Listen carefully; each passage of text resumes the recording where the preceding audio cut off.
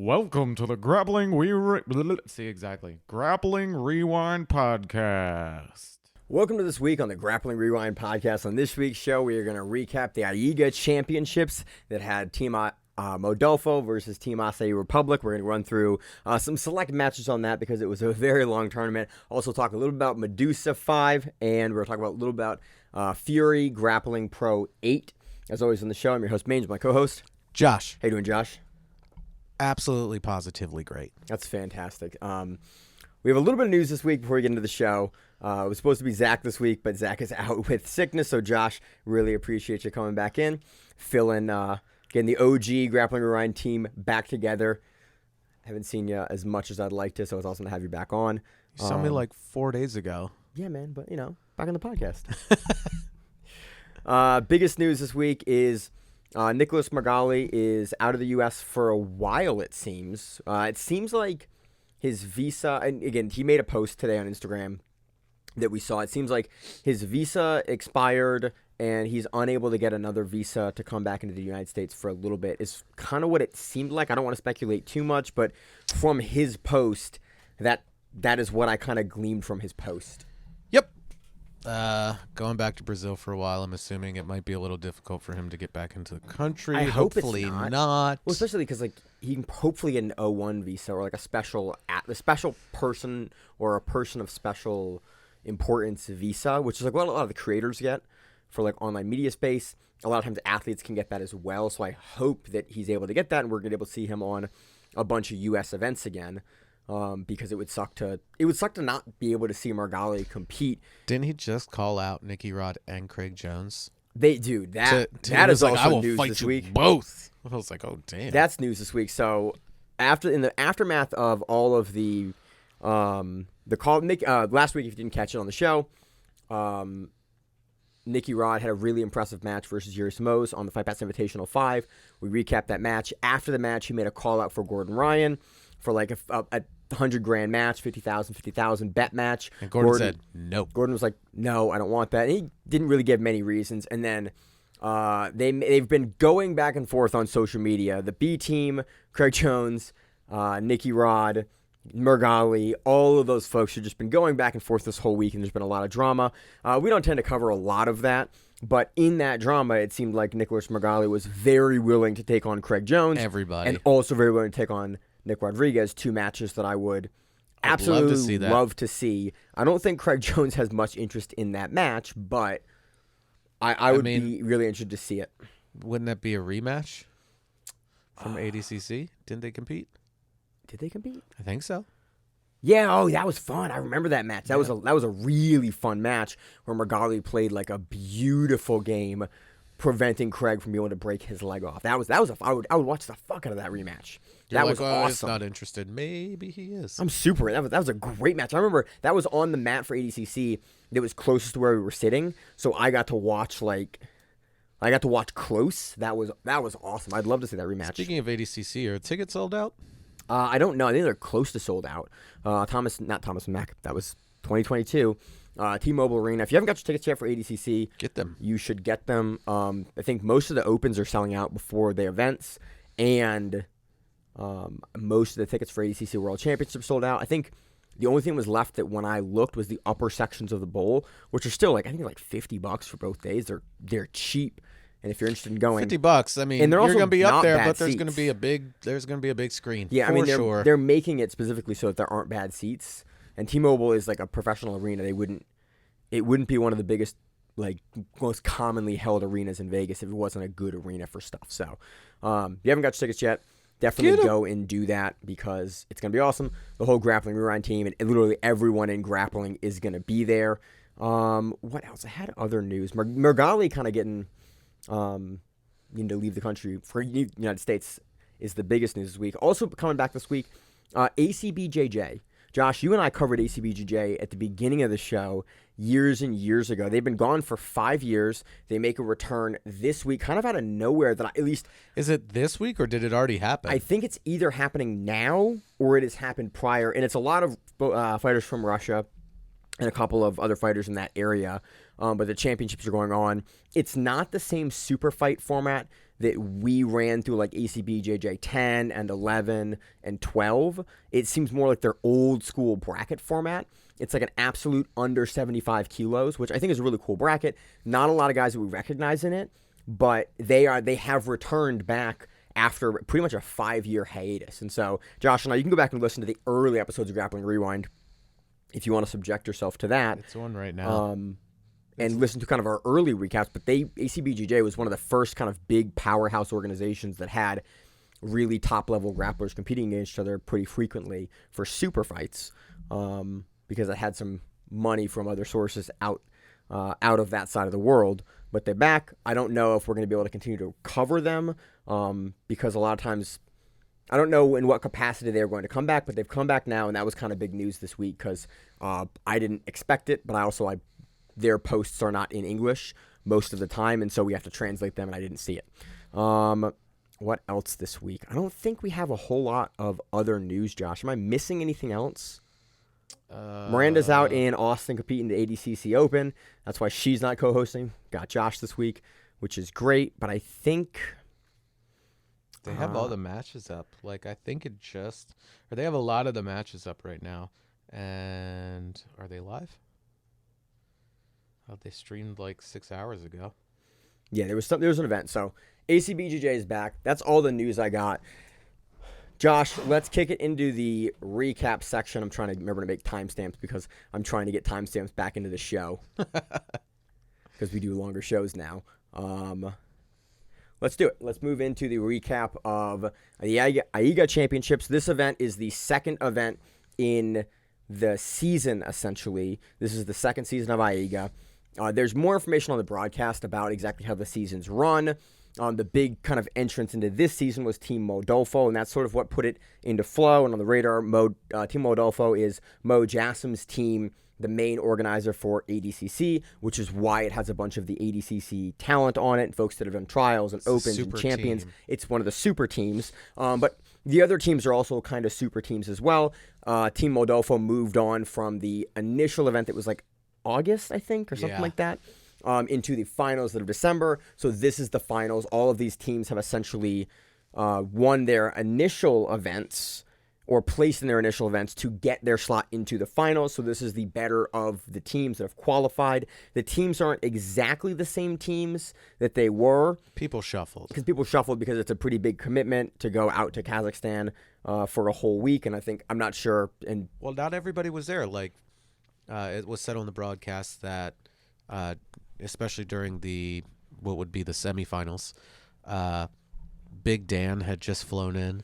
Yeah, because Big Dan literally flew in like the day of the event because he did the Fight Pass Invitational the day prior versus Victor Hugo, then gets on a plane and then flies all the way to Kazakhstan on the same flight that one of the commentators, Brandon McCaffrey, was on to then compete in. And then Johnatha Alves and I want to say... Talk right in the center there. I'm aware. Gabriel Souza, they just competed at Nogi Worlds, and then they left from that and went there. So they hadn't been there all that long, some of them, but yeah, it's a trip. Yeah. So again, the teams changed, but so that's sort of the format. It was a very long event, and again, especially coming off the heels of last week's show that was like almost 2.5 hours, which they're always fun shows to do.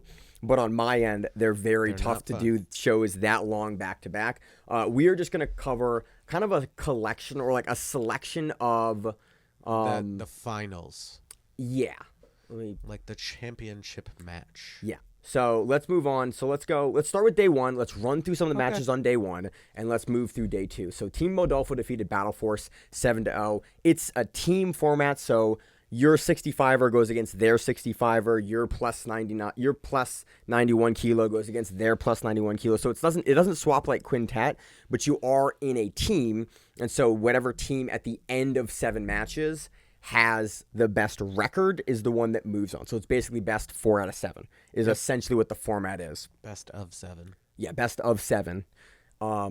So Dante Leon defeats. Oh man, I gotta go to the names again. I'm butchered all of these last week. Talbudin beats him by wrist lock. Dante looked on another level. We'll talk about his dog this weekend. We'll talk about him in his finals match versus Johnatha Alves. I like how I say this weekend, and this happened Wednesday, Thursday. Oh yeah, this was this is also a weird midweek event, which is super uncommon for anything that's not like a longer like an IBJJF tournament or like a World Pro. But this again is a championship event, so that's partially why they had it midweek, I think. But I'm not sure. Dante wins via wrist lock. Felipe Machado defeats. You do the names. Nariman, I'm just gonna be quiet. Minabayev Rear via naked rear choke. naked choke. Isaac Michel defeated Magomedov Zarbayev by points. Gabriel Souza defeated Bolabek Salkan by points. Big Dan Manasoyu defeated Puya Rahmani via inside heel hook. I want to talk about this match because this one was weird. So Poya did not want to engage with Big Dan's guard, and he spent the first 2 periods he playing outside, and getting penalties. He would start to come in, and then Dan would do something, and he was like, "Nope, I don't want to be here." And he would back all the way out. Yep. And back all the way. At one point, Big Dan, the funniest thing is you could tell both guys got a little frustrated, but Poya seemed very frustrated with dealing with Big Dan. And Big Dan goes to standing foot sweep. I'm like, Big Dan's playing guard because that's where he is, where he really feels comfortable playing. And he basically sweeps out his foot to try to essentially do the single leg Marcelo sweep they did to Kron, where you kick both legs out and push him over. But Big Dan tries to kind of do it with one leg and kind of kicks him, but like a foot sweep, and it's very normal. And Poya then kind of kicks him back, and the ref went, "Hey man, you can't do that." And they stop it and they give him a penalty. But it was a very funny, and it kind of the weirdness that one interaction. Choppy. Yeah, that one interaction kind of shows what the match looked like. Eventually Big Dan gets really the first once Poya in the 3rd round gets into Big Dan's guard. Big Dan goes, "Cool, I'm one of the upside down the best big guy leg lockers in the sport. This is what I do versus over 99 kilo guys," and goes, bloop, gets him to the side, gets the entry in, gets his leg inside, and Poya doesn't have a ton of defense to it. Well, you can't defend. He sat back and pulled that bad boy. He was like, "We're taking this leg Big off." Dan's like, I'm not gonna lose for my team here, because at that point, Big Modolfo was perfect on the round so far. They had already technically won. Yeah, that was a little odd too. In the format, I actually do appreciate that they have the other matches, because sometimes in Subversive, a team another team format we cover on the show, they can elect, if you win the first 2, you don't have to have the 3rd match. I kind of like that because it is a final, they do have all of the guys go, because it doesn't give someone an undue rest for day 2. It gives you, hey man, everyone had to have matches the first day. Day 2 can kind of change that up, but you still have to field at least one guy from each weight, because sometimes they do carry multiple people from the weight. That wasn't the case for this event, but for the other one, they did field multiple people at different weight classes. The whole format is fairly confusing, and we're glossing over a lot of it because I think the event was 11 hours overall in the broadcast between the 2 days. It was 6.5 and 5.5 hours total. And there's a lot to recap. So if we glaze over stuff, that's kind of why it's a very unique format, similar to ADCC, similar to a team format, similar to kind of a dual meet wrestling format, all kind of merged into a pretty unique event. So, next match, Josh. Giancarlo Bondoni defeated Alibi Orezbek via points. Yeah. I can't say that next. I don't know how to say that next one. Kayuna Gabriel defeats Aktayed Yestov. Atakaldi Yesatov. Yeah. Dude, props by to decision. This one was very close. No points, and I was like, I think Modolfo lost that match, but apparently I was incorrect. Yeah, and this was kind of what my, not concern, but on the broadcast and in watching it, because we just didn't have a great grasp on the rules. And that's one of the things that kind of frustrates me the most in watching these events is when I can't figure out exactly what it's similar to ADCC, but it's kind of a little more geared towards wrestling. But ADCC is kind of a wrestling format. They also have rounds, so they had 3 5-minute rounds, which Josh and I have talked about ad nauseum on the show in past. It's not necessarily our favorite format, especially when you have top level guys. But this was a very, very close match, and I could absolutely see this match going either way. When the decision was called for Kayuna, for Gabriel, I was a bit surprised, but it also, in thinking about it now, I was like, oh, I don't really understand the rules that well, and I couldn't really figure out what the scoring criteria was. So it was a very, very close match. I think if these two gentlemen meet up in a different rule set, it goes Could be different. It could be either way. But it was very close, and this was actually a big fun match because we've heard a lot about Cobrinha Gabriel, but we haven't seen him. I haven't had a chance to cover him on the show a ton. So this was an awesome kind of lead into his game because the commentary staff, both Hal Teague and Brandon McCaffron, had done their research and like knew about him. They'd talked to like Mica Galvão, Mo about the Modolfo team, and they were like, yeah, man, they had some cool insight into his game. I think he's definitely a guy we're going to see a lot more from, really dynamic leg locks, but this one was extremely close. Again, 3 non-scoring periods. That kind of speaks to how close it was. But he's able to get the decision. So Team Modolfo defeats Team Battle Force 7-0, clean sweep. I don't think that happened at all in the preliminary event. I don't believe so. So it kind of just speaks to the changes that Team Modolfo made going into this to beat a team like Battle Force. Again, about half subs, which is impressive, but clean on points and only 1 decision on the entire first round on day 1. Right. Also on day 1, so it's 4 teams, each have their 7 guys go. We also had Team Acai Republic defeating Team Universal Fighters. They beat them 4-3. Josh, you want to run through it? Sure, and we'll stop and talk about this match first. The Kennedy Maciel versus Gayerbek Igramov. Kennedy won on points, but Kennedy, man, dude, where is he wrestling? Kennedy and it happened 2 days in a row. Yep. He got sprawled on so hard and was like, you know what? Nope. And just pulls up on the leg, pulls in, drives up, comes up on a single and finishes from his knees. Like straight up from being flattened out, dude. Sprawled on. It is. I'm trying to think of jiu-jitsu guys, and any other jiu-jitsu guy that I've seen. It doesn't come from like a wrestling base, because Kennedy is Cobrinha's son, Cobrinha Jr. He has a jiu-jitsu base. Again, he is an ADCC world champion. He won ADCC at under 66, 2019, taking his father's spot that year. And we know he can wrestle. We've seen him wrestle, but we have never seen Kennedy at this level of wrestling. And we don't see many jiu-jitsu guys at the lower weight classes with this level of wrestling. They talked about, even on the broadcast, how Gayerbek is a very good wrestler. And that was evident in the way that he was transitioning. There were 2 sequences in this match. But he comes up off of 1. He takes the back, gets the 3 points in the first round. The second round, same kind of position, builds up from that sprawl, ends up double underhooks. They end up in a traditional Greco overhook, underhook, but like double over underhook wrestling position. So what I'm describing is Gayerbek has double unders. He should Kennedy. be dead to rights. It's the position you traditionally hit like a lat drop from. Kennedy is just like chest forward, heavy on the double unders, right? And he's clamped over top, and Gayerbek starts coming in. He tries to finish the trip. I looked it up earlier before the podcast. I'm not looking at it right now. I can't see it. It's Sasai Surikomi. Something else. A very traditional Greco and judo throw that we see, which is a single sweeping. He tried across. to take out the knee from that point with those double unders, and he off balances Kennedy, and Kennedy catches his balance, steps in with the one leg and torques over with the double overhooks. There's another angle on the broadcast that you can see here. Like the first angle, it's kind of hard to tell, but the second angle, they have an angle of that side of the shoulder that Kennedy is torquing, like turning, and you can see just how hard Kennedy is able to kind of jam that overhook and turns it, and he gets the counter takedown off of that. Money.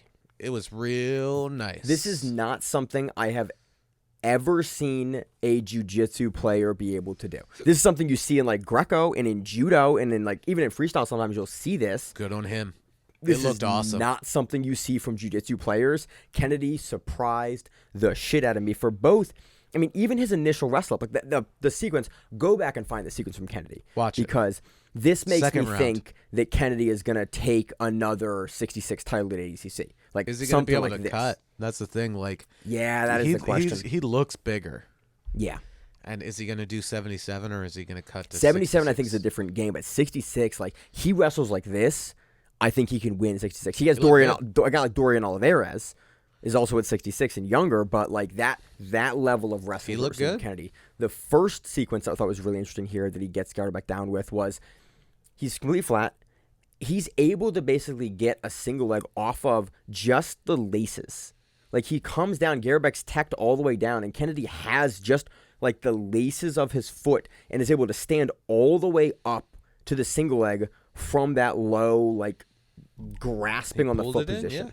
It was wild. Like, again, we have not seen this level of wrestling from Kennedy ever, and so it's going to be a nightmare. He wins, again, points. Holy shit, man. That was wildly impressive. Next match. Magomed Abdulkadirov defeated Igor Rodriguez by it says points, but it was 0-0 across the board over 3 rounds. So Yes. I'm assuming judge's decision. I think so. Again, it was a lot of matches the past 2 weeks. Right. Magomedbek Tamiv defeated Philippe Nassib by points, where he got points in the second of the 3 rounds. Yeah. Anton Demirakov defeated Ruslan Abdullayev via submission. Was like a slick lateral knee bar where Yeah. he sat through and was just like, mine, and nabbed it. And it was real nice. Go back and watch Ruslan to get a good primer on how good Ruslan is. Go back and watch his preliminary match versus Luke Griffith, because he was all over Luke Griffith in the preliminary. Yeah. That was the match that we were so impressed with Ruslan. And again, I've talked to some other heavyweights over the years, and they've talked about just how good Ruslan is. He's had matches with Cyborg. He's had, like, Ruslan is an amazing guy. So to see Anton be able to put, like, a super, like you said, slick lateral knee bar in him was really, really impressive. One of the few subs we had in this team matchup. As you're saying that, when the 3 submissions are back to back to back. Yeah, 3 out of 7 though. One of the few. Dominic Mejia defeated Zaur Akhmedov via inverted triangle, which is kind of funny because Kennedy got caught in one. Oh yeah, we didn't even talk earlier. about that. Kennedy's wild escape from, like, He what just looked ate it. like the Jorge Masvidal Tomi Yamada, and they mentioned on broadcast. But then the same thing. But Mejia did the same thing to Akhmedov, like right back to him. Yep. And got him, and I was like, whoo. Yeah. Mejia looked really good in this match. I was impressed. He plays a lot from the double-seated open guard position, but when he decides to come up and pass, like, he's super dynamic, and to be able to have the ability to, in those transitions, shoot for these triangles is impressive. Again, he gets one of the few subs we saw. Next, we had Johnatha Alves defeating Rizvanov. by You Neba. you looked at that so weird, and as funny as Brandon McCaffrey constantly throughout the 2 days was like, name so nice they named him twice, and I'm just like cackling at like this essentially like low hanging fruit humor, but I'm like, yeah, But it makes it fun. It's, again, they're 12. It's 11 hours of event. Like, yeah, I like you gotta make light Brandon of some of McCaffrey it. has grown on me so much as a commentator, because, like, he keeps it casual, but also has very good information, like, has done his research. Yeah. Like, it's a very nice mix. Like, he's on ADCC broadcast now, and, like, a lot of the organizations have brought him in, and it's like how, with the more traditional broadcast style, like, still great information, a lot of the old school knowledge, but also Brandon with that little bit of, like, humor Color commentary. in there. Dude, Yeah. they're a really, really fun team for And this he event. was just having a blast, and it sometimes threw off Highwell, where he would just say something like that, and Highwell would be like, yeah, Yeah, and you're cheer high. laughing because you're like it wasn't like a hilarious joke. It wasn't something where you're like, whoa, that was hysterical. It's just like, again, low hanging fruit. but it completely shut down the other person, and Yeah. you're just like, man, that's good. So Josh, we've done commentary a bunch together, and you're that guy. 100%. And you'll hear that's what I was thinking of while I heard those two guys. Like, this is like doing commentary with Josh, where it's like I'm Howell and you're Brandon, where it's like you'll make a joke and I just won't know how to respond to it, and Howell will go kind of like, and back to the match, back to what we were talking about. So that is again, behind the scenes, when we did Fight to Win commentary. A couple of weeks ago. Yeah, for more Fight to than Win, a couple of 239 weeks in ago. Baltimore. All right. That was like October? Dude, time flies at the holidays. I think it was Zach and I on at the time. And, who was it? Who hit the twister in the gi? Oh, Either way, I lost Blackman. my mind. Yeah. And Maine is not on commentary, and he's like hitting me in the arm, and he's like, bring it down. And I'm like, I can't. I'm just too excited about what just happened. And the dichotomy is good. I think. and Zach's the dichotomy cackling is- off yeah. on the side, like covering up his mic so it can't be heard. And he's like, yeah, keep egging him on. Anyway, back to it. Last match of Acai Republic versus Universal Fighters. Godsamarad Abdullayev defeated Henrik Sacconi via points. This was one of the only matches in the second round where both gentlemen had points. Yeah. Like, usually it was one score or two scores for one person for this entire event. Sassoni and Abdullayev in the second round, or it's 2-3. So it's like it goes back and forth, and that was one of, I think, maybe even the only. No, there's one other match where there is an even score. No, sorry, No, that's a that is negative. the only match of the entire event where there was a back and forth score. So again, it's much like ADCC. It is incredibly hard to score, and I'm more used to that now with doing so much ADCC stuff, but. So it looked normal to me, but it is very interesting when we look at so many different They events. were super quick with the penalties, Which though. I really like. Again, I think modern grappling. Yes and no. But the thing was, like, the top guy would be working, and Yeah, sometimes they were and then they were like, "Hey, quick. work," and I was like, "He's trying to pass the guard. The other guy is literally just holding him in closed Yeah. guard, not doing anything." Take it easy on the top guy, or call both of them. Right. So Team Universal Fighters. Team Acai Republic defeats Universal Fighters in a close one, 4-3. So that means that Universal Fighter was the first season champion, yeah. so they got knocked out of that one. Yep. And then they take third on the event. So day 2, it's Universal Fighters versus Team Battle Force. Do you want to say third place first, or? That was third place. No, Universal I'm Fighters. saying, do you want to cover the third place matches first? Or Let's run through it real quick. Okay. I don't. They take third place. You can go and watch it. There's anything here you want to stop There's a off on? slam. If you The guys wanna slam see was it. fun. Let's talk about that one match. Give me the names, Josh. Abdurrahman Bilarov defeated Puya Rahmani via disqualification via illegal slam. So Bilarov has an armbar, or shoots up for an armbar. And again, these guys are above 91 kilos. These are big These are guys. and they're very much above 91 kilos. And Bilarov actually didn't compete the day before, and they were like, that was one of their backup guys. Like, Yeah. this is going to be one of those guys that is going to win. Yep. And so he gets an armbar, and I think based on where he was, I thought he would have finished this. And Puya lifts him up and then kind of like slams him on his head. And then Robert Eagle, the ref, kind of goes like, in ADCC, that's allowed because Yep. you can slam out of subs. And I think, we know Robert Eagle, and Robert Eagle's done a lot of ADCC recently. And he's like, all right, that happened. And then everyone kind of goes, oh, right, not ADCC. And they all go, they stop it. They DQ him. I think Puya's also done some ADCC, but it was very funny to watch everyone be in ADCC Like, mode do this. and then go, oh, right, you can't do that here. I forgot. Yeah. And then but they let it go on, and Bilarov kind of goes, what the fuck? I thought he couldn't slam.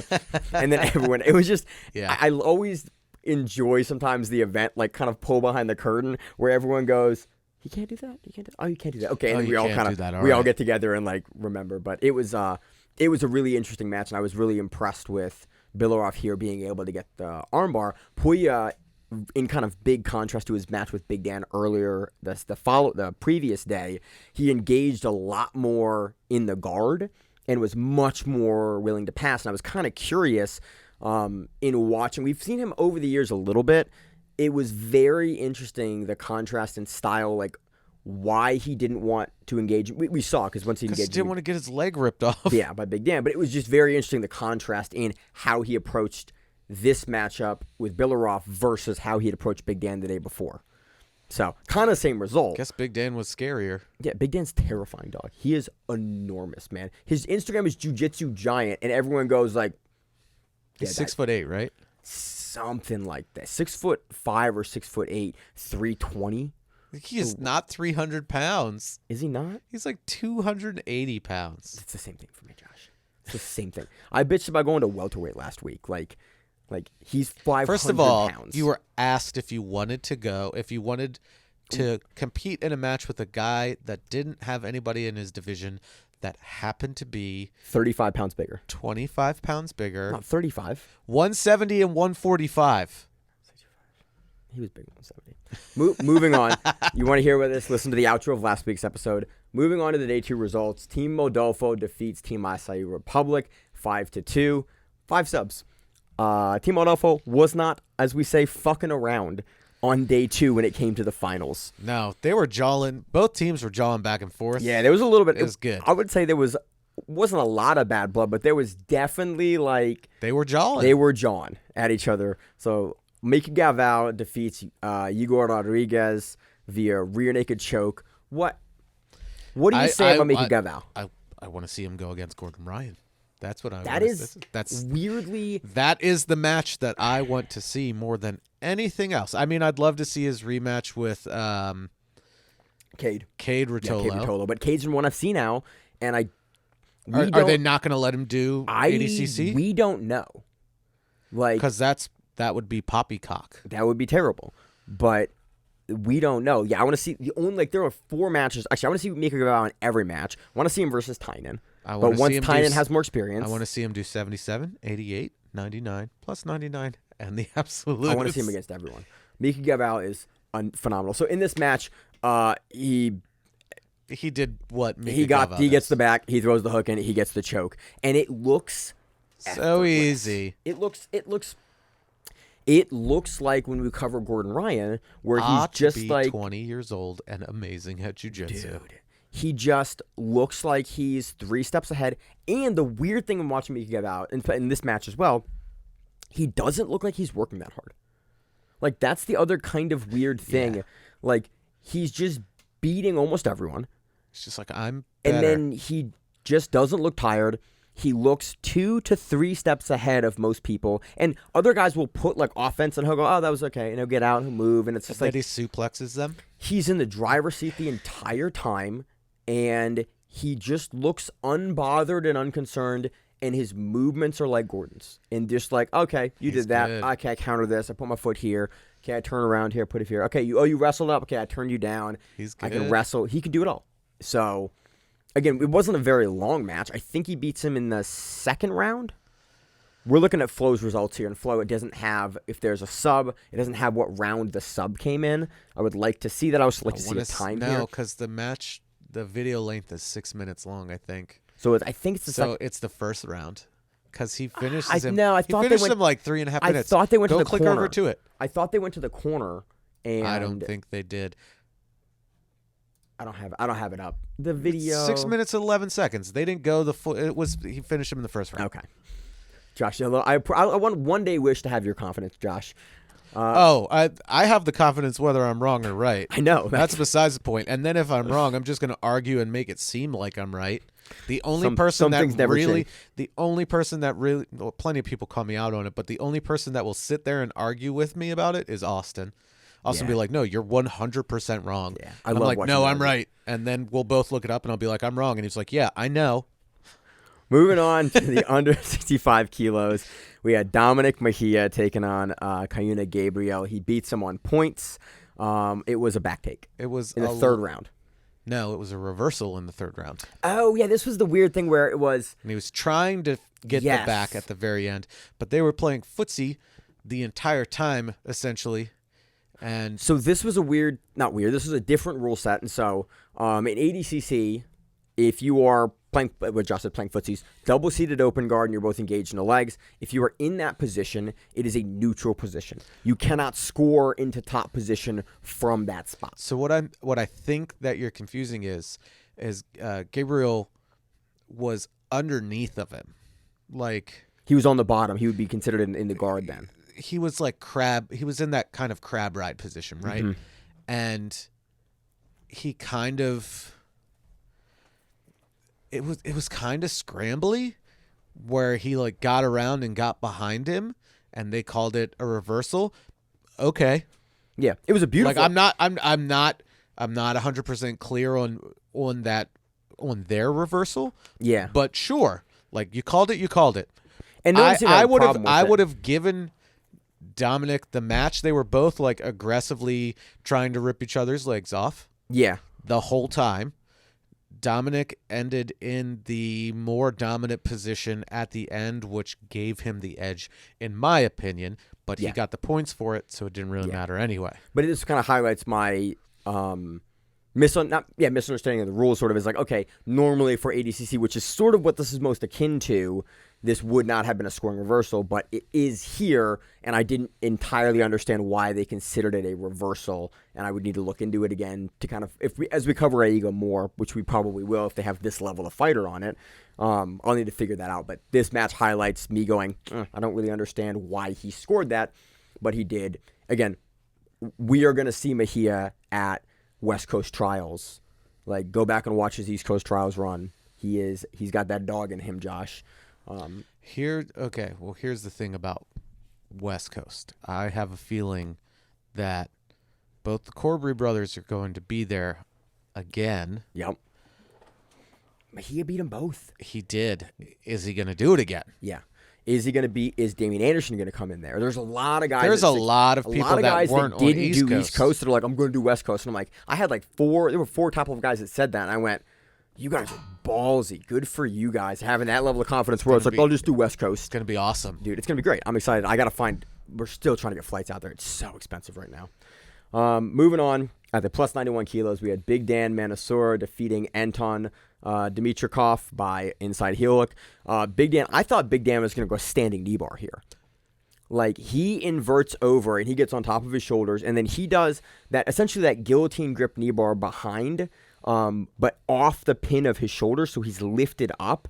The leg gets passed in front. Big Dan knocks Anton down, slips out to the outside, and then you see Big Dan like going. And we've seen Big Dan break a couple of legs, I think, at this point. And Anton goes, no, I'm good, and taps. Smart. It was very tight, but it was. Oh yeah, for sure. I thought Big Dan was gonna do the standing knee bar that we don't see very often. Like, it is I think Elizabeth Clay is the one I see hit it the most because she uses it as a sweep, and she's used it as a sweep since she was like a blue belt. But I'm curious if Big Dan, if we're going to start seeing him be able to hit that, but he tends to like to knock guys over like he did here with Anton in order to pass over for the inside heel. Well, here's the thing. You've got all of 6 feet, 8 inches, 280 pounds of Big Dan leaning against your leg. If you can stay standing, yeah, even more impressive. Like, I'm trying to think of who could stay standing. John. Yeah. Maybe. And then maybe his teammate, Luke Griffith. And Yeah. maybe Hanky Julissa, but like even then I think Hanky has shorter legs. Jusila. Like, very few guys in the world, like I think Victor Hugo would get knocked over by that.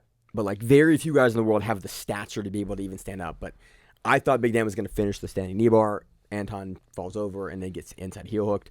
Big Dan looked really good here. Again, once you engage in Big Dan's guard, very few people, even at the top level in the world, can deal with, like, if you're Victor Hugo, Nick Rodriguez, you're like, that list is real short of guys that can deal with Big Dan's guard. For sure. Moving on, we had Felipe Machado defeating Felipe Naisab via armbar. Machado, we haven't talked about him a ton on the show. Dude is good. We are going to start talking about him on the show a lot more because he's really good. His transitions are really good. He's super young, and he's been a guy that we've been getting messages about now for I think probably about 6 months. Like, have you seen this guy? Have you seen this guy? Like, yes, we've seen him. We've seen him. Naseeb is also good. Like, this was a good match. Yeah, It's just this was fun. Machado was just a touch ahead of him. He kind of got to implement his pace a little sooner and sort of worked around to the back and then was able to fight from that position longer and able to get the armbar. Like, it was a very fun match. And again, going into this point, I know you want to talk about this so much. well, this next match, Team Modolfo. Oh no, sorry. No, that was Team the Acai Republic. Machado Felipe was. Machado is Acai Republic. Oh, okay. I flipped That was that second. Or Yeah. no, Dominic No. Mejia is Acai Republic, and he no, wins. that's Modolfo. That was at the point where they were 3 wins to 1. Yeah. Where if they won this next match, Yes. it would have been done. Now you can go on. Yeah. Next match, we have Kennedy beating Gabriel Souza by Anaconda choke. Dude, what the fuck is Kennedy's wrestling? Like, Gabriel Souza is very good. And unfortunately, and they talked about it on the match, they've talked about these guys have met each other before. They, at least on broadcast, they couldn't remember a time that Gabriel had been able to win the matchup. And so these are always interesting matchups where it's like it's a very different rule set than either of them have competed against each other before, but you're still going against the guys who kind of has your number. And Kennedy gamed. He was all over Gabriel. Gabriel was at the beginning of the match. It was like pretty. I was like, okay, maybe Gabriel will figure it out. And then Kennedy sort of just flipped a turned it gear, on. and then just Gabriel was a out-wrestled little bit him on the constantly. defensive. Yeah. Again, it happened where Kennedy was flattened out, and he goes, "I'm gonna stand up now," and just sucks the leg in. Dude. Stands up and finishes his own takedown. Gabriel had like the snake in on Kennedy's far side leg. He's over top of Kennedy's back, and he's sprawled all the way out. Kennedy is on his knees, almost chest on the mat, coming up, has like the fingertips on Gabriel's leg, and from that position is able to stand up and hit a double essentially and reverse Gabriel back to the guard. Like, this is not wrestling that we see from jiu-jitsu guys. We just don't see jiu-jitsu guys be able to do this. And it's wild that Kennedy, like, I don't remember Kennedy's Looks wrestling ever being this good. Looks good. And then later, either in this round or I think the next round, he gets ahead of Gabriel, does I want to say the standard Darce setup where you kind of walked me through it earlier because I'm not a big Darce guy. He set it up from the head and arm where he had like that clamp and kind of turned him over, and Gabriel was defending, and then he opened it up just a little bit, and he just shot that arm through and was like, "Here we go," Yeah. and finished it. He goes fairly from quickly. kind of Darce and then switches to Anaconda. Anaconda's not a choke we see finished very often. And it was interesting that Kennedy decided to go from that initial Darce setup through to the Anaconda because, again, we don't see a lot of guys elect to go Anaconda over Darce. And so I watched this like a couple of times, but I want to go back and watch like how the Rotolo brothers do their Darce because the setup was almost the exact same that I'm used to both Kade and Ty doing, where they trap the arm in,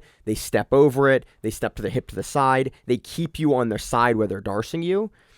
And I'm curious to see why Kennedy is deciding to make that switch for the Anaconda here. Because he decided Gabriel didn't want that smoke. Dude, it was wild, man. So Kennedy, again, defeats Gabriel Souza by Anaconda choke. Again, the teams are pretty close. Match of the night right here. Dude, Dante Leon defeats Johnatha Alves by triangle choke. Yo.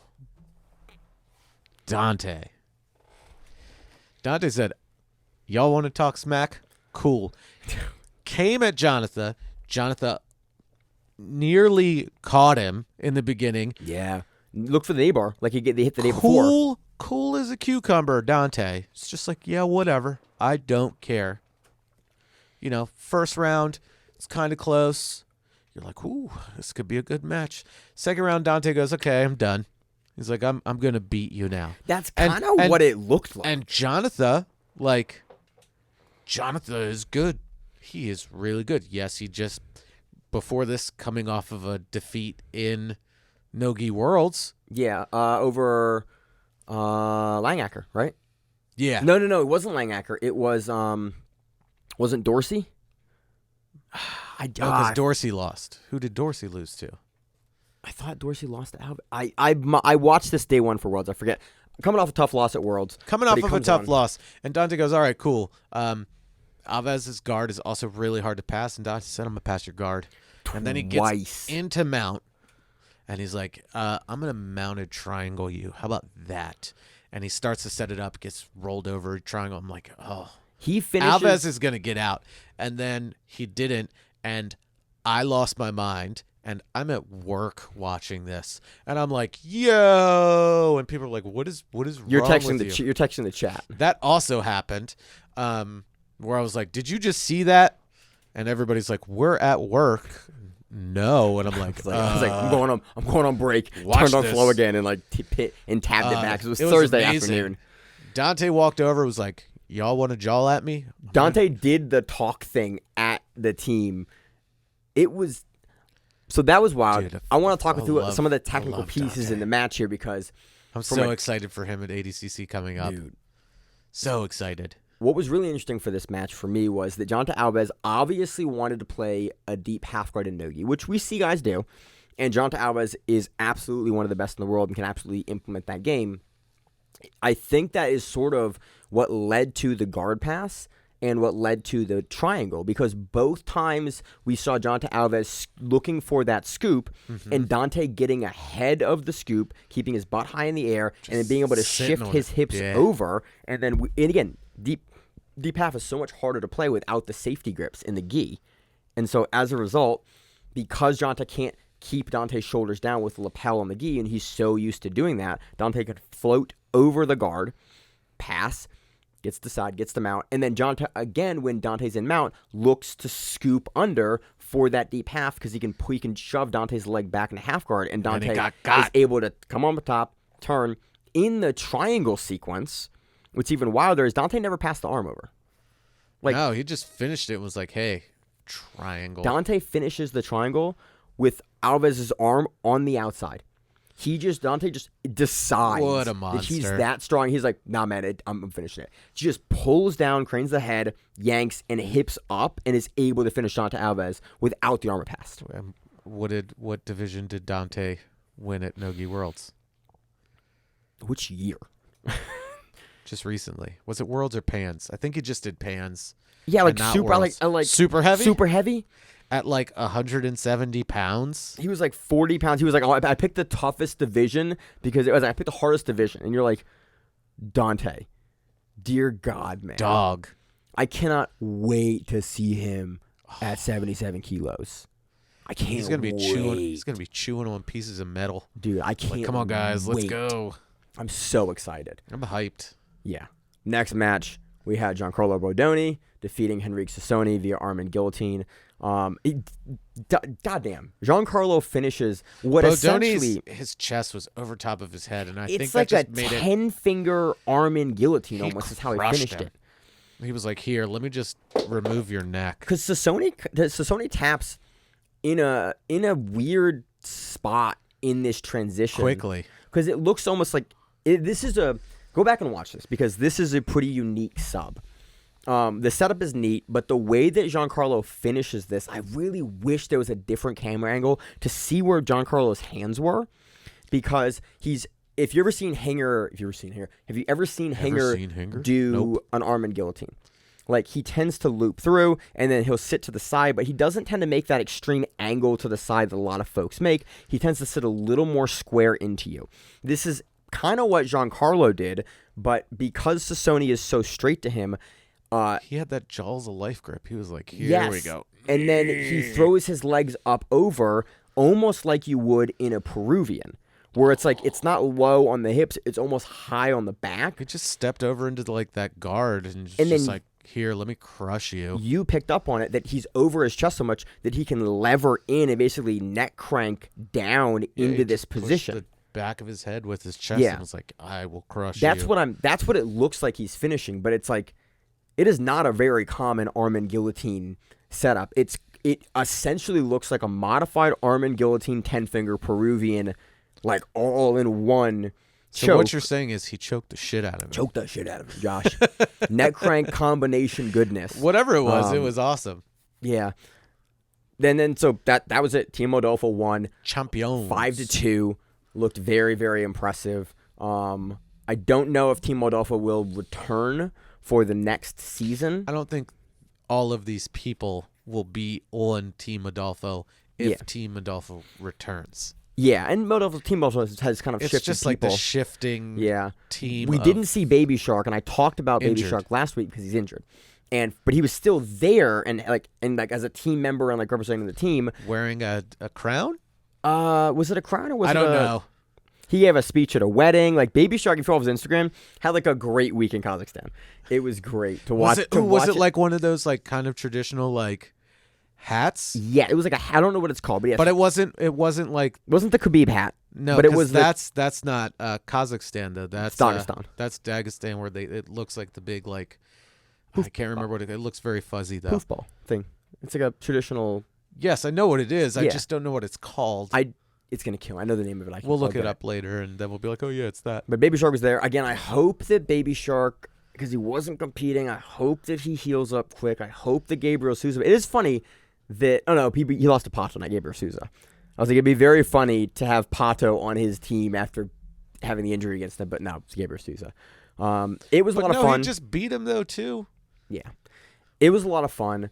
I wish that Josh and I we've talked about it for years. I don't love the round format, especially with the high level guys, especially because folks are so used to longer matches. Having that break makes each round very low scoring. Usually you're only going to get one or maybe two scores. I don't think don't get me wrong. There's plenty of incentive for action because for the first 3 minutes, there's no points except for takedowns. Yeah. Oh, I forgot to talk about that. So it's a really unless weird... you do a takedown, there's no points for the first 3 minutes. And then that happened at one point during a match, like right after the 3 minute mark. Kennedy pulled guard. Kennedy pulled guard versus points. Gabriel Souza, and then was able to wrestle back up for 2 points. Yeah, maybe. And he pulled guard at the last second. You also have to pull into activity. And that's fight pass. You have to have grip. Fight pass was pulling activity. Yeah, it was.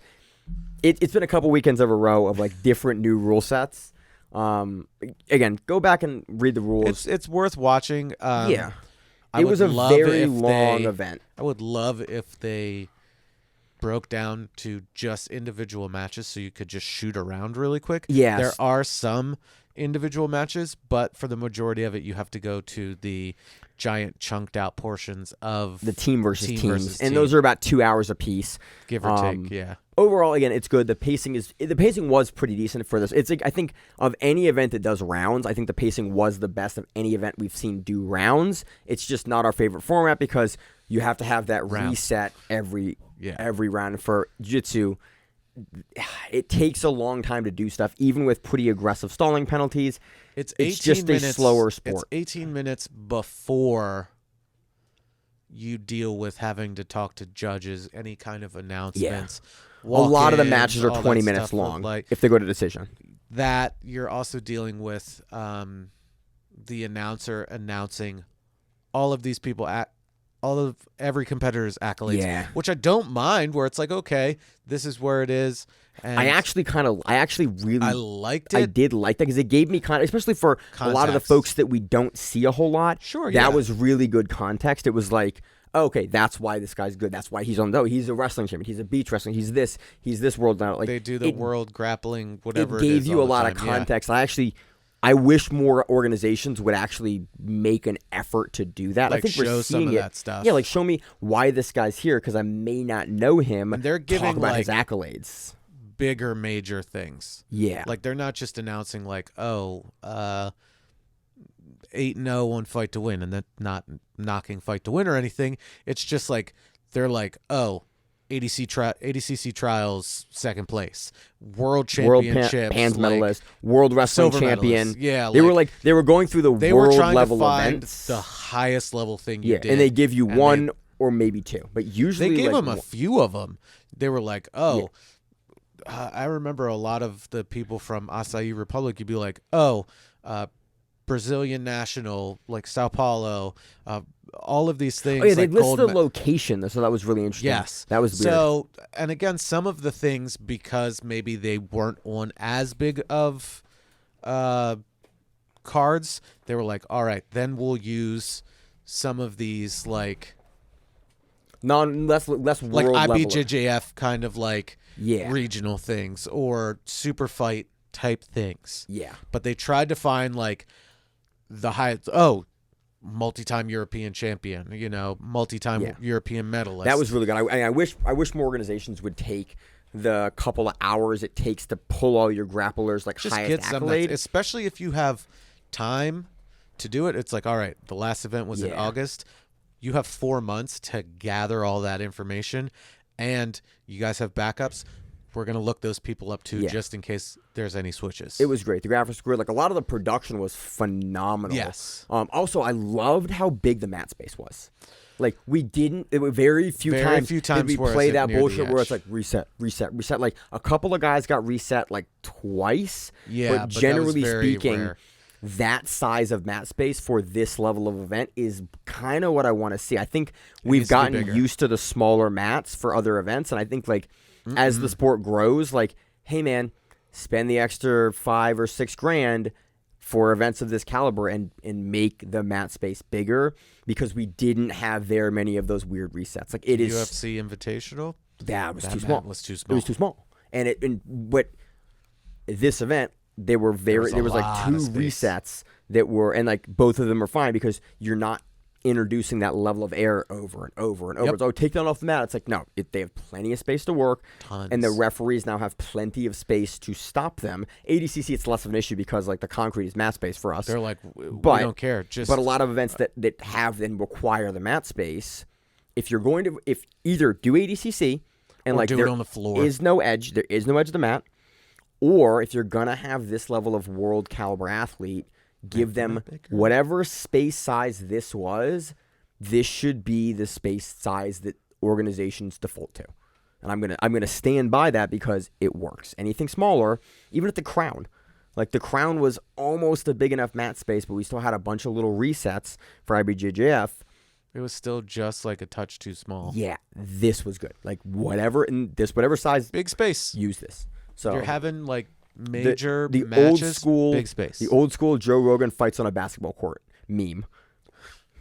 But it was a big ass mat space, but it worked well. So overall, it was super odd to have it midweek, but It was something to talk about in the middle of the week Yeah. too. You weren't waiting for Friday or Saturday Yeah. or Sunday to talk about something. It gave jiu-jitsu people stuff to talk about during the week. yeah, it was fun. I actually really enjoyed the event.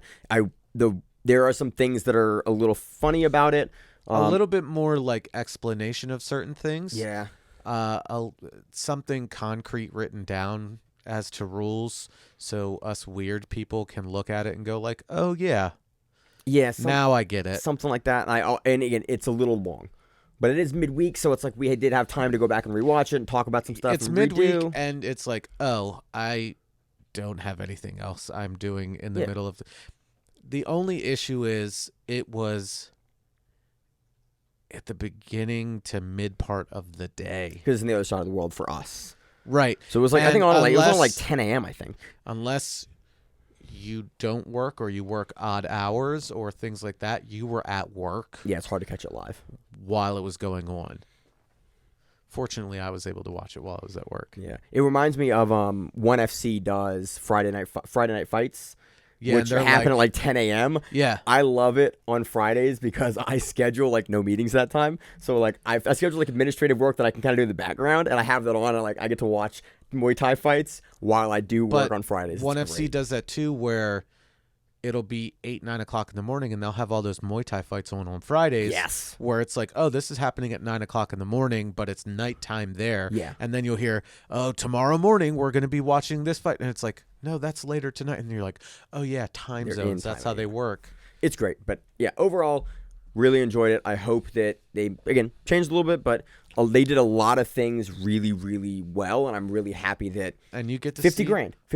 And you They're get to paid out see- big level guys. and you get to see people that you might not necessarily see. Like, you can't tell me you've watched all of Universal Fighters or all of Battle Force. Like, Yeah. there were some guys on that team, that one purple belt that was Yeah, a he couple was of guys amazing that were and had a great really match. fun to see. Had great matches across the board. So it was like, oh, awesome. I like that we're getting a chance, and Flo is doing a pretty good job of pulling a lot of these events that are over in Europe and other like into North American broadcasts. Like I'm really happy that we're seeing more and more of these because again, there are phenomenal grapplers all over the world with maybe some different styles, but submission grappling is not just a U.S. or Brazil or European thing. They're all across the world phenomenal submission grapplers, and I like that these events sort of showcase the variations in the talent from those regions. It's starting to get into, again, like we're, 7-8 months away from ADCC? Is it July or August? It is August, end of August, August 31st. Okay, so you're like 8 months away from it. Yeah. People are getting into that zone. Yeah. Right. Especially because the trial, you're getting your last trials. Your trials coming at like the end of those March, right? For West Coast. Yeah. And that's one of the last ones, right? West Coast is typically one of the last trials. West Coast U.S. trials is typically one of the last trials. Let's go from the end of like you're in West Coast trial season. So then you have 5 more months. Yeah. Before ADCC actually happens. And, this West Coast trials might actually not be, for this ADCC cycle, might actually not be one of the last ones. Thinking about it, because I don't think we have, I need to look at the ADCC trial schedule and add it to our calendar, but I actually don't know when the second trials are for the rest of the regions. We've had one trials for almost every region at this point. But not all of them have 2 trials. Everything either. has 2 trials now. Oh, they do? They're all supposed to, but COVID made everything weird, so we only got one Asian and Oceanic trials last time because of that region's restrictions. So everything should always have 2 trials. Last cycle was weird because of that, so we had more invite slots. There's going to be a second European, second Asian Oceanic, second North American, second South American, first and second South American, because those run pretty close. Those haven't happened yet. Oh, okay. Because those always run like a couple weeks apart, I think. Okay, cool. I think that's what the schedule is now, and those are coming up really shortly. Nice. So we'll preview that when it gets close to it. That does it for this week, Josh. Anything else on the event? Nope. That does it for that week for the recap show. On the preview side of the show, we are going to. You have it up there. Yeah, I'm saying I'm going to preview. We're going to do end of the year. Oh, next week. Maybe next week, maybe the week prior. We'll look at the schedule. Week after. Grappling Rewind top 10 in no particular order for the year. We usually do best submission, best card, favorite grappler, favorite moment. It's less of like a top 10 show, and it's more of like Grappling Rewind talks about the favorite stuff they saw this year. You remember that shit that we saw that one time? Yeah, and you're like, that was this awesome. year? You're like, that was January last year. You're like, oh, right. You're like, that was December. You're like, and it always gets muddy, but it is always probably one of the hardest shows we do because remember it like 2 weeks before. Yeah, it's end of year. It's right before Christmas, and normally not any, like the last week or 2 of December normally does not have events. Normally, this year is an leading exception into for that. Leading into that, we have let's preview Medusa first. We have a couple of super fights on that. Biggest name that we have a super fight between Kay Hansen and Bree Stick. We also have Alex Enriquez returning as the Medusa CJJ flyweight champion. Who else is on there? Is that like the whole thing? Or Claire North's on there as well. Sophia Casella's on there. Ashlyn O'Connell's on there. With CJJ, I don't know what bracket it is. We don't have matchups yet. That face Eddie Bravo is making is killing me. Yeah, that is between that one and then go up a little bit more, because it's like the that contrast one. is very funny. Wait, go up a little bit more, because and again, Eddie Bravo has some great thumbnails. If you go to the Medusa Instagram, Eddie Bravo has some great photos. We've been having some folks that are asking us to cover Medusa. We're hopefully getting a chance to cover it next week. It does look like a fun card. We don't have brackets yet, so we can't talk about it. December 28th. It's the 28th, so it's technically not even next week. It's the week after. So we're jumping the gun. I have it wrong on my calendar. We're jumping the gun. Yeah. Fury is also the 30th. We're jumping the gun. All right, so we have. Do we talk about it, or do we wait till next week after the shenanigans show? We will do the shenanigans show, because then you'll have something to talk about for the new year. Next week, hopefully next week is going to be the year-end wrap-up show for Grappling Rewind. Plus Plus previews for these Fury things. 8 and Medusa because Maine can't read a calendar after 6 years. You know what happens that following Monday, right? New Year? What else happens? Oh, yeah. Grappling Rewind gets together. has If a you know what I party. mean. I'm so excited. So, that's all. That's all I got. Josh, So there's no previews this week. There's there- nothing this week, apparently. we're previewing that we are going to do top 10. So this is a call to action, if you will. We don't do them a whole lot. If you have and so I caveat this with what we're really looking for is stuff that we've covered on the show. So in past years, I appreciate it. We've got like, hey, send us, the best highlight of the year. And it will be, we got like, it was like my 8-year-old and here's the sub. It's like, I very much appreciate it. That's phenomenal. But it's not really what we are looking for a recap year into the show. If you send that, But I appreciate it. Shout it out. Send it to Josh. At chops_chokes. So we're looking for basically in 2023, send us your like best male grappler of the year, best female grappler of the year, best sub of the year, best match of the year, highlight reel moment of the year, like best throw. Like that's what we're looking for. I want to hear what your favorite moments of the year were for pro grappling. Was it a trials moment? Was it a qualifier moment? Was it a fight to win moment? Was it a Medusa moment? Combat jiu-jitsu? Was it a fight pass invitational? Was it like, what was your favorite highlight reel moment? What's a match that you're like, man, that match hit? Was it a who's number one match or a title defense or a title challenger? What were your big moments for the year? If you have them, you can DM it to us at grappling_rewind on Instagram. We'll get back to you. We appreciate it. And that's all I got for this week. Josh, what's your week like? Anything fun going on? You coming in and saving the show on short notice this week? I wouldn't say saving it. I'm just so you don't have to sit there and talk to yourself. Although I would love to see that if you took the time to record it, but then recorded it again while listening to yourself talk, and then you editing the video so you're just talking to yourself the whole time. Such a night. I want that to happen Episode now. 400. I'll do it for like a 5-minute segment. No, he won't. Every time something happens where he's like, episode 200, we're doing this. Episode 300, we're doing this. And then you never hear about those things ever again. They happen. They're in the files. They're never out there. We have a lot of stuff never made it out. Tons So, of stuff. You got anything else going on this week, Josh? A lot of training, getting ready for something in February. Nice. I'm healing up from last week still. My ribs are still not very happy with me. Training with Maine. I'm like, your ribs? He's like, yeah. I'm like, okay, I won't lean on them. I appreciate it. Yeah, Josh, you just crushed me for like 20. We trained tonight, right before the podcast. We had we were first on the mats, and so no one else was training yet. And so I just like, want to go, Josh? He's like, yeah, let's go. And we just I didn't know you didn't turn on the timer. There's no timer. And And you were then like, so "All right, about let's go." 10 minutes in, there's like another group, and they're like, you want to start a timer? And Josh and I are like, I don't care. No one else is grappling. We're just like, I'm not going to change partner until other people are on the mat grappling. And so we're going. And like It was a 15 minutes in, some other group comes on. It was like, I'm under Josh getting smashed going, oh, thank God. It was like a good warm-up thing. It started Yeah, it was well. good. I started out slow. You decided to try to turn it up immediately.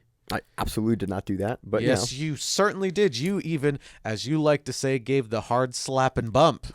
That was the nice. It was the easy slap. No. So, years and years of training with Josh. Aggressive. It's always a great time. But yeah, with the rib injury, you were very nice to me, and I appreciate it. Not that nice to me. You did grind. I did try to choke you with your hat. You did try to choke me with the hat. You did grind your knuckles into my jawbone to try to choke me. No, okay, so that's the other thing. I wasn't trying to grind my knuckles. I was just trying to do that really stupid choke where you grab the gi on each side and then just double punch choke inward. Yeah. It's just you blocked it with your face. Yeah, I did block with my face, and I got out. It was great. So, yeah, that's how Josh and I train. We train like prison rules, and you tried to wrist lock me, grabbing all of my fingers and bending them back. Legal. It was as long great. as I It got was 4 great. fingers. But that's just a peek behind the curtain. That's how Josh and I train, where it's like he's trying to bend them all legal. I'm just like, nah, this sucks. I should probably tap this. And it wasn't up here. It was right around No, it was good. the It was base legal. of the It was fingers. clean. I hurt my hand. I wanted to tap, but I didn't tap. I'm not doing this out of spite. So that's Josh and I training together. I got nothing else except healing the ribs this week. on break. Going to get together a top 10 show that always takes me about 4 days to do. So He's going to be texting there. Do you all have a list? Yeah. He's going to be more worried about us making the list. And no one he's ever like, I has don't have a list. So if you have stuff, DM it to us. Josh, I got nothing else for you. 2 off the rails. As always on the show, I'm your host, Maine, joined with my co-host, Josh. We are the Grappling Rewind. See you on the mat. Wherever that is, stay safe. If you like the show, please consider sharing it on Facebook with the folks at your gym. It's the best way that we grow the show, and we really appreciate it. You can reach out to us on email. We also have Instagram. We have Facebook. We have Twitter. We have Google+. Until that shuts down. We have a website. If you have an event you would like to have us cover, please let us know. If you have a name, like most people do, and you'd like to have us stop butchering it, Let us know. reach out to us. The show is also available on YouTube, Spotify, in addition to iTunes and every other podcast service. We very much appreciate your time, and thank you.